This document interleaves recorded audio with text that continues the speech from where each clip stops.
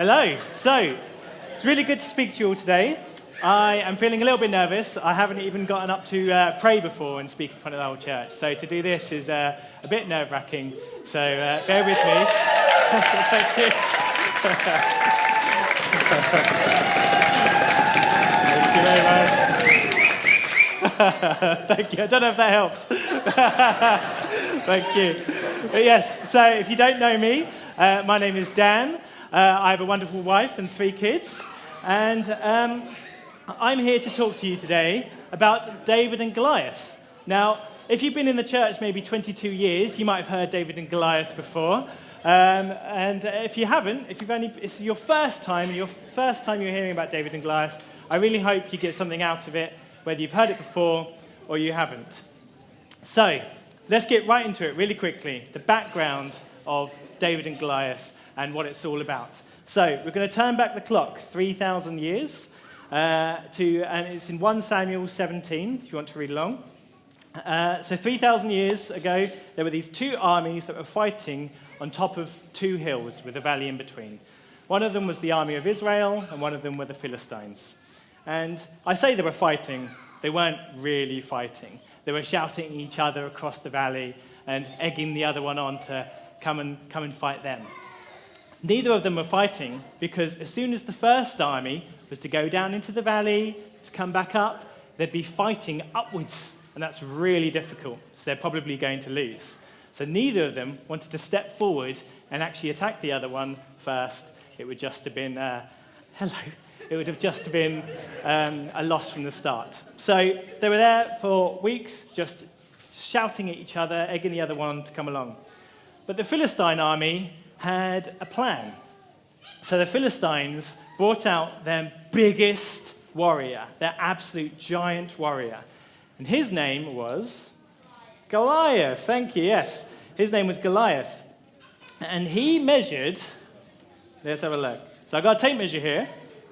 So I looked this up. They don't actually know exactly how tall he was, but people think that he was around 8 feet, something like that. He's measured in spans in the Bible, which is like a measurement of hair and stuff. Or, yeah. Hand spans or something like that. Like how you measure a horse. So he is absolutely massive. We don't know the exact height. So I'm going to go today with 8 feet. Okay? So I want you to tell me to stop when you think this is at 8 feet. Okay? So I am 5'10" wearing trainers. So that's about 5'10", right? So I want you to all shout out stop when you think it's at 8 feet. You think that's 8 feet? You think I could reach that? Right? Stop. Okay, let's have a look. I don't want it to wind back down. That's 8 feet. Well done. Yeah. Very good. Okay, let's get that back again. So, imagine this giant that's that tall, that I can't reach his head.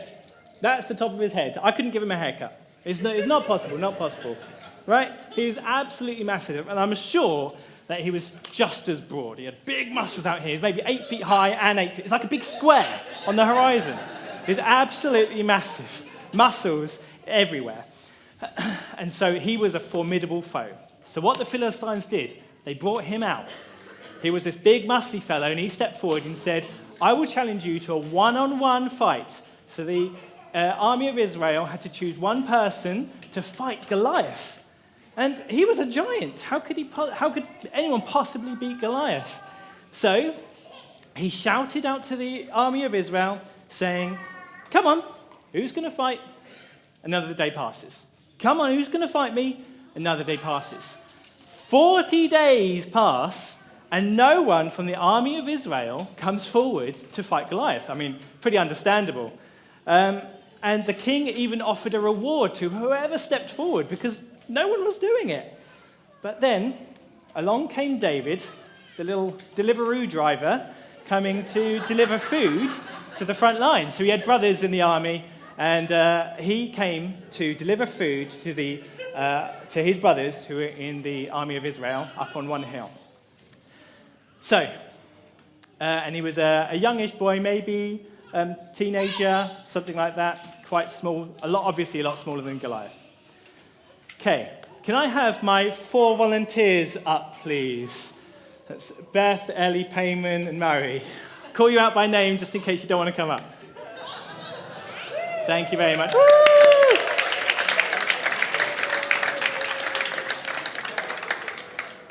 Okay, so David arrives at the army, arrives at the front line, and he hears Goliath going, "Whoever challenges me," and all this lot. And David's like, "Who's this guy? What's going on?" Bing. Bong. So he's like, "Who's this guy?" So we got our first Bible verse up on the screen, please. It's verse 26. It said, "David asked the men who were standing near him, 'What will be done for this man who kills this Philistine and gets rid of Israel's disgrace? Who's this Philistine that he should challenge the army of the living God?'" Bing. Bong. Thank you. Murray, you can sit down. Thank you very much. You've done all we need to do. Thank you. So David was surprised that no one was volunteering. He was like, "Come on, you're the army of God. You can challenge this guy." Bing. Bong. Thank you. Ellie, you can go now. Thank you. But David saw things differently. So he wasn't... David wasn't someone from the army. He was a shepherd. So what does a shepherd do? Shout it out? Look after sheep. Yeah, look after animals. He looks after them. So he wasn't actually someone from the army, so he was different. He saw Goliath in a different way than everyone else did. Bing. Bong. Thank you, Payman. You can go. Thank you. But David's brothers, thought he was just being overconfident and saying that he could challenge Goliath, when actually he's just giving it all the who's who, the how's how, and the what's what, and actually not going to step forward. But, Bing, Bong. Now, why are you standing up when I'm saying Bing? Because everyone else did. Perfect. That's such a good response. So I primed the others, and I said to them, stand up when I say Bing and sit down when I say Bong. Did I tell that to you? But she still did it. She still did it, just like the others. So thank you, Beth, very much. What a brilliant example. I'm really glad that worked. So thankfully, that demonstrated that it's easy just to blend in with the crowd, right? You've got this huge army of people. No one wanted to be the one that stepped forward and be the one that was different and to, in this example, just to sit down when everyone else was standing up. It was easy for everyone to not volunteer to defeat Goliath because they didn't want to be different. But David was completely fine with it. He was happy to be standing out from everyone else, primarily because he knew that God was with him, right? So God was with the army, and he remembered that. He remembered that God is with him.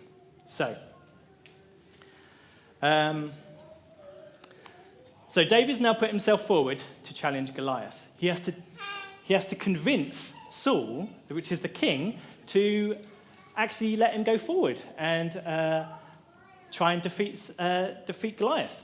So he speaks to Saul and says and convinces him, saying that I have defeated wild animals, and he shows him a slingshot or something like this. And he says that I can actually do this. I can defeat wild lions and bears and everything, and I'm brave enough to do it. And so we're going to go on to our next slide, which is verse 38 to 40. So Saul put his battle tunic on David. He put on a bronze helmet on David's head and dressed him in armor. David fastened Saul's sword over his clothes and tried to walk. Oh, but he'd never practiced doing this. Oh, I can't walk in these things, David told Saul. I've never had any practice doing it. So David took all those things off. He took his stick with him. Hold on. He took his stick with him, picked out 5 smooth stones. What? He's actually leaving to go battle Goliath without his armor? He's going in unequipped. What's going on? What? No, hold on, David. No. It's been 40 days. We can just wait one more day. It's okay. We'll get better armor on, get stuff that fits you. We'll call around. We'll get a delivery back home to come here or something like that. And stones from the riverbed? No. You go back home, get your good stones from that pile that you've got. We're really counting on you, David, here. You've got to be really well equipped to fight Goliath. We're all counting on you. What? You can't go in with just wearing this tunic. That's crazy. That's mad. David, really think about these things. So, do you ever feel like you're unequipped? Not like David.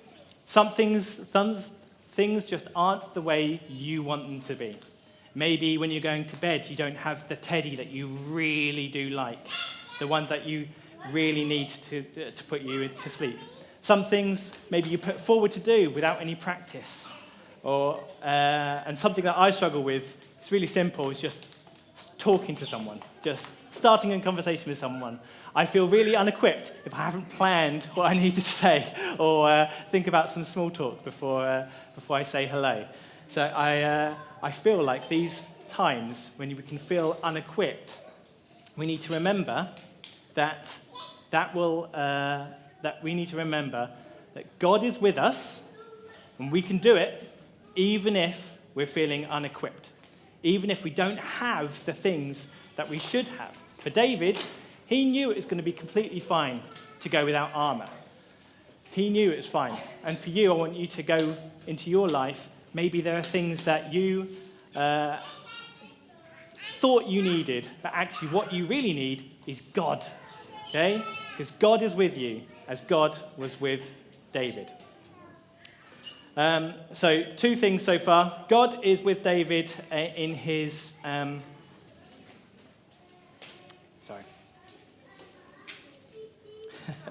God is with David in him being different. God is with David in him being unequipped. And also, a human trait that everyone has is Philippa. How do you think David felt when he picked up those stones from the riverbed and he looked up towards Goliath? Because he's never fighted giants before. Yeah, absolutely. I feel nervous just coming up here.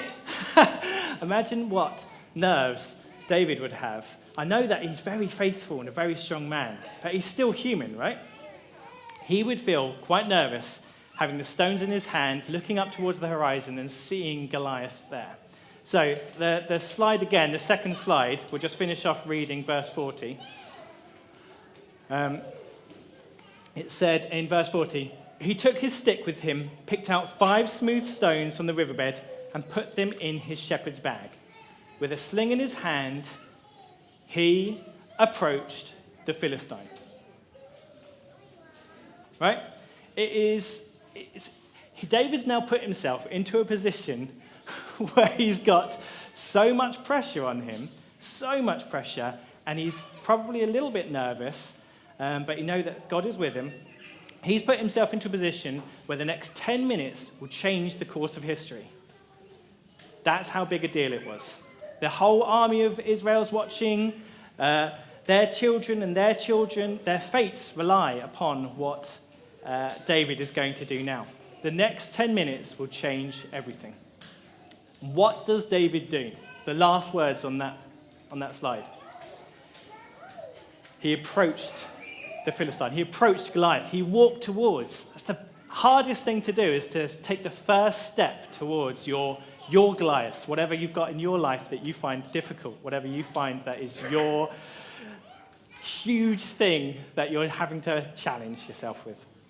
So sometimes we can be in scary situations, but you know why David stepped forward? I'll say it again. God was with him. Remember that. These 3 things, God is with him. Same for us. God is with us. So I want you to reflect on that. I want you to close your eyes, go back 3,000 years, and I want you to now to hold the stones in your hand, the picked up them on the riverbed. I want you to imagine you're David. I want you to clutch these 5 stones that you've got. And I want you to gently rub them, test their smoothness. Are they good ones? Yep, they are. Now I want you to look up to the horizon and see this huge Goliath ahead of you. He's pointing at you. He knows that you're the one that's been chosen to fight him. Your heart is absolutely pounding, right? But what do you remember? That God is with you, yeah? So you look down at your feet. It's like slow motion. You lift off your foot off the ground. You take your first step towards Goliath. And then there's no stopping you. There are the steps. Follow on. Right? Because God is with you. You have the strength to win. You know you're going to win because God's on your side. There's no stopping you. So, to summarize, it's okay to be different, just like David was different. He stepped out from the crowd. It's okay to be unequipped, to not have the things you think you need, because what you really need is God. And it's okay to be a bit scared, to be a bit nervous. Very human thing. But God is with you. You can take the first step forward. It's about achieving the impossible. Okay? So, if you haven't heard David and Goliath before, then it's a story about David actually killing Goliath. He actually won. He actually won the battle, but won the battle against this huge, muscly guy. He did it with a sling. He'd been prepared for that for all his life. He'd been defending his sheep, attacking wild animals that were killing his sheep. So he was prepared for battle. And I want you guys to feel prepared that you, after hearing this, you feel like you can achieve more and achieve great things because God is with you. Amen. So, very quickly, to finish off, I want to tell you about another underdog story that is probably even more important, one that actually changed the courses of our lives. So, there was this guy who was born 1,000 years after David. Anyone know his name? Starts with a J? Jesus! Yeah, exactly. So, Jesus was born 2,000 years ago, and he experienced something that was absolutely terrifying. So Jesus was different than everyone else. He did things that no one else around him did. There were, crazy things that everyone around him was thinking, what is Jesus doing? Why is he so different than the rest of us? He was also unequipped. I always think, how different would it be if Jesus came around now and he had the internet, right? He could FaceTime everyone. He wouldn't have just to go to city by city in this small region or whatever. He could just change the world really quickly, just get it over and done with. He was unequipped in that regard because he only had him and his 12 friends. Yeah?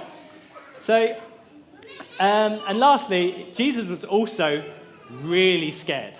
Like really, really scared. The night before he went to the cross, he even asked God to let it not happen. For him to take it away, just to, for it to not happen and just, something.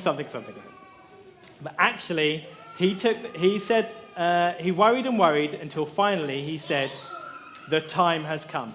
So that was him taking his first step towards the Roman guards and to giving himself up to the Roman institution to be crucified.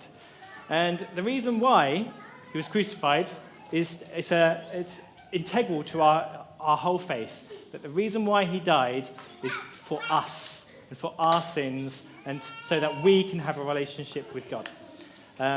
If you've been a Christian for a long time, you understand what that means. If you're here for the first time, I'd really like to invite you to investigate what that means for Jesus to die for you. Why did someone have to die?